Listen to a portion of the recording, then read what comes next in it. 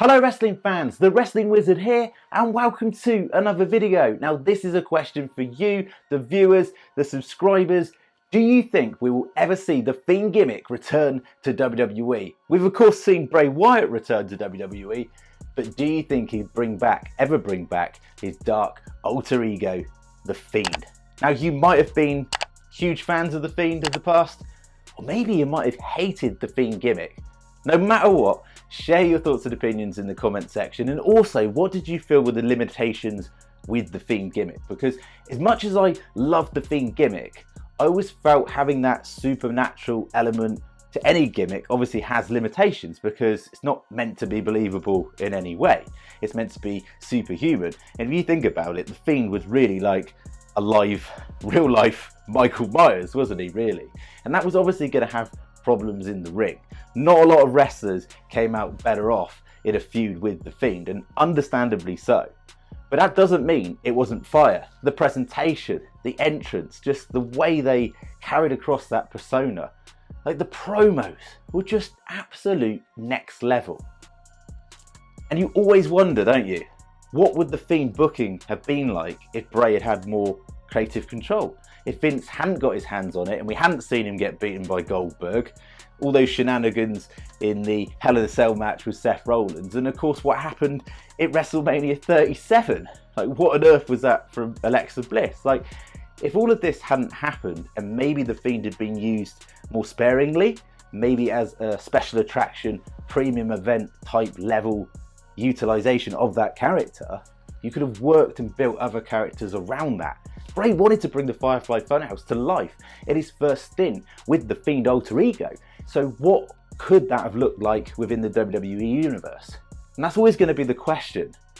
It's almost like, look what you could have won sort of thing, isn't it, with the Fiend? And that, as a fan, is tough to digest.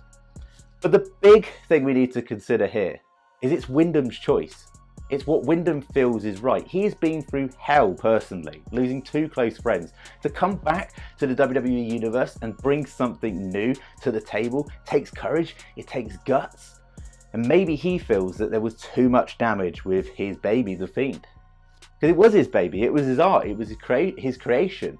And what we saw at Extreme Rules on his return with the Firefly Funhouse puppets and the Fiend included with those, for me that felt like closure, complete closure for Wyndham himself.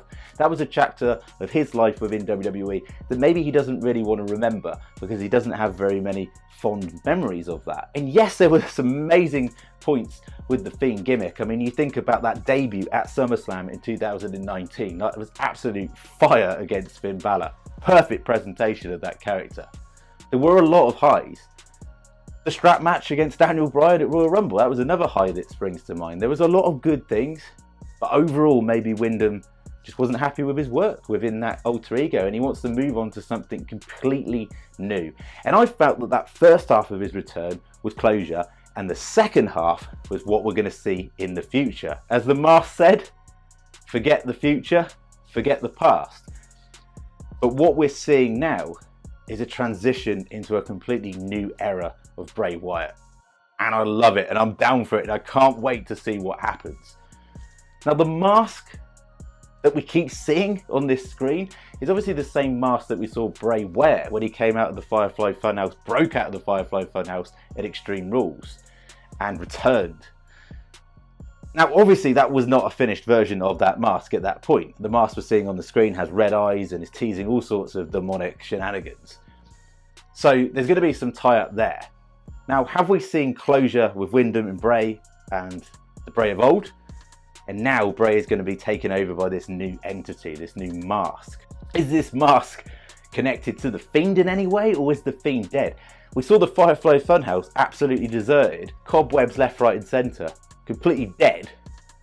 So we assume that's the end of the Funhouse. Are we going to see the rebirth of the Firefly Funhouse? And if we do, you've got to think we'll see the Fiend. But I personally feel that WWE and Bray Wyatt are going to go down a completely new route. We don't know what just yet, but I guarantee we'll see a new character, a new gimmick of some sorts. And I reckon it's pretty likely that we'll see the build of a faction.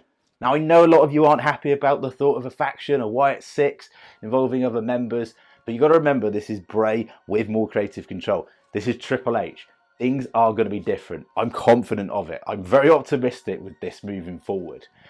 And I think little details like Extreme Rules, the mask saying basically, who killed the world? You did, madam. That is addressing Alexa Bliss. We did. Who is this mask? How is he related to Alexa Bliss? Has Alexa Bliss and this mask formed some sort of alliance, some sort of partnership that we don't know about? That now the Firefly Funhouse is destroyed, it's going to unlock all sorts of evil within WWE. Like, we don't know whether they're going to address that Alexa Bliss situation from WrestleMania 37. We don't know. They might want us to completely forget about that, and this literally is a fresh new chapter. But Bray might want to revisit that. I love the idea of seeing just a new character. Keep it simple, just a new character involved with a new faction. Build up superstars we've not seen before. Vincent and Dutch, get him in the faction. The new characters, I love that concept of bringing someone new in. If they've signed, of course. We don't even know whether they've signed with WWE at this stage. It's all speculation. Who is Uncle Howdy? Who is Uncle Harper? We speculated about that in our previous video. Those are questions that are coming up. Is that the Uncle Howdy mask? And Uncle Harper's going to be the new incarnation of Bray? At this stage, we don't know. But in summary, I thought it was definitely worth addressing the question, will The Fiend come back to WWE? My personal answer, gut instinct with this is no. I don't think we will see The Fiend again. We're going to see something new.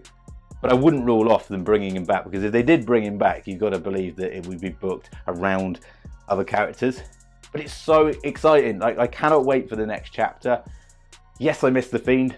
I miss that gimmick a heck of a lot. I miss the theme. I really do, from Code Orange. And also as well, that new theme we heard, is that Bray's theme moving forward, or was that just a tribute to Brody Lee? Was that just Bray getting closure? And we're going to see something new in terms of presentation and theme. I'm sure we are. Maybe we get more answers in SmackDown. I don't think we will. I think we might get another segment from The Mask, maybe giving us a few more teasers. We'll have to wait and see. Well, stay tuned for SmackDown. But thank you so much for watching this video. As always, be really appreciative if you could like the video, share the video, and even better, subscribe if you're new.